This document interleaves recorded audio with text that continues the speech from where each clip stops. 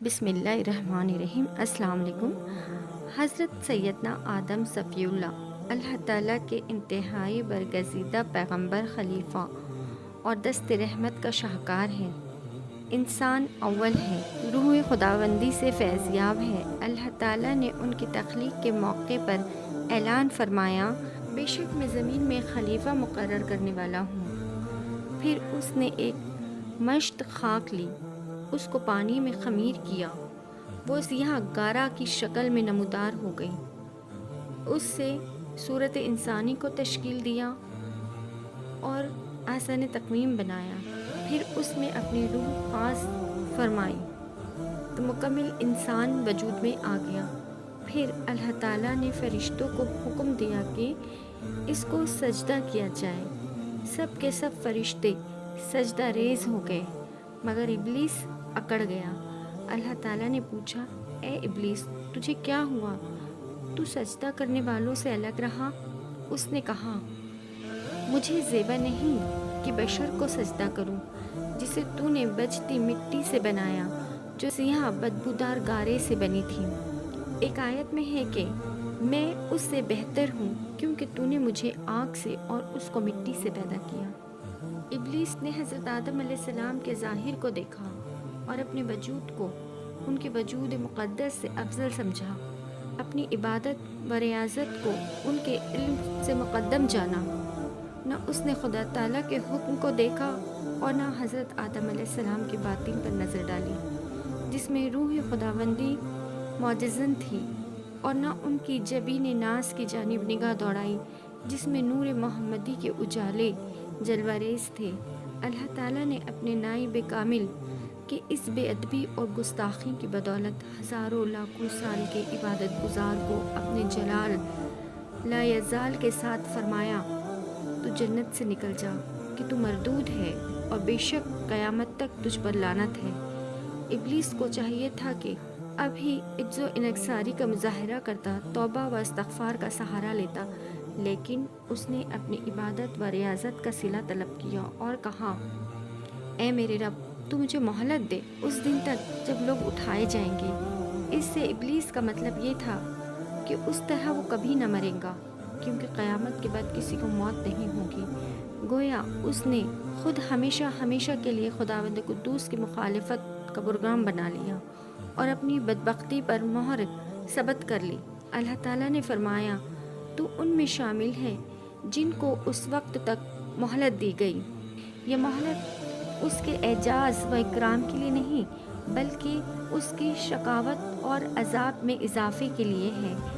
اب بھی اس میں عجز و انکساری کی کوئی رمق بیدار نہیں ہوئی۔ رب کائنات کا سایہ رحمت اٹھ چکا تھا، لہٰذا اس کی زبان درازی اور ہٹ درمی میں اضافہ ہوتا چلا گیا۔ محبوب خدا حضرت آدم صفی اللہ علیہ السلام کی بے ادبی اور گستاخی نے اسے اللہ تعالیٰ کی بے ادبی اور گستاخی پر مائل کیا۔ کہنے لگا، اے میرے رب، تو نے مجھے گمراہ کیا اور میں اولاد آدم کو زمین میں گناہوں کی رغبت دلاؤں گا۔ تیری عزت کی قسم، میں ان سب کو گمراہ کروں گا، ہاں جو تیرے مخلص بندے ہوں گے ان پر میرا داؤ نہیں چل سکے گا۔ اللہ تعالیٰ نے فرمایا، یہ سیدھا راستہ میری جانب آتا ہے، بے شک میرے بندوں پر تیرا کوئی تسلط نہیں، مگر جو تیری اتباع کرے تو ان سب کے لیے جہنم کا وعدہ ہے۔ روایت ہے کہ حضرت آدم علیہ السلام کی تعظیم میں ملائکہ نے 500 سال تک سجدہ کیا۔ جب انہوں نے اپنا سر اٹھایا تو دیکھا کہ عزازیل کھڑا ہے اور اس کی صورت مسخ ہو چکی ہے۔ فرشتوں نے اس کی یہ حالت دیکھ کر اظہار تشکر کے لیے دوسرا سجدہ کیا کہ اللہ تعالیٰ نے ان کو اپنے قہر و غضب سے محفوظ فرمایا۔ نماز کی ہر رکعت میں 2 سجدوں کی یہ حکمت ہے۔ اس بہت بڑی بے ادبی و گستاخی کی وجہ سے ابلیس کا لباس کرامت اتر گیا اور اس کو ذلت، لعنت اور رسوائی کا لباس پہنا دیا گیا اور مقام قرب سے زمین کی پستیوں میں پھینک دیا گیا۔ جو سب فرشتوں سے زیادہ حسین و جمیل تھا، اب انتہائی بد شکل بن چکا تھا۔ روایت میں ہے کہ شیطان اتنا بدصورت ہے کہ اگر کوئی اس کو دیکھ لے تو فوراً مر جائے۔ اس کی سب سے بڑی سزا یہ ہے کہ وہ رحمت خداوندی سے مایوس ہو چکا ہے، اس پر توبہ کا دروازہ بند ہے، اس سے نیک کاموں کا وقوع ہونا ناممکن ہے، وہ دوزخ کا خطیب ہے اور دوزخیوں کو مغفرت الہی سے مایوس ہونے کی تعلیم دیتا رہے گا۔ یہ ہے حضرت آدم صفی اللہ علیہ السلام کی بے ادبی اور گستاخی کا عبرت ناک انجام۔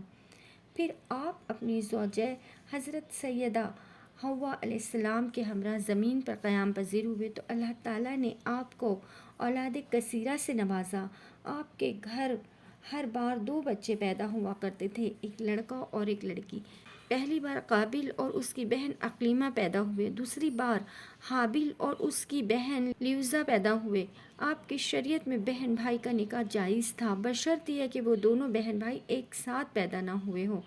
قابل اور حابل اور ان کی بہنیں جب جوان ہوئیں تو حضرت آدم علیہ السلام نے قابل کی بہن کے ساتھ حابل اور اس کی بہن قابل کے ساتھ منسوب کر دی۔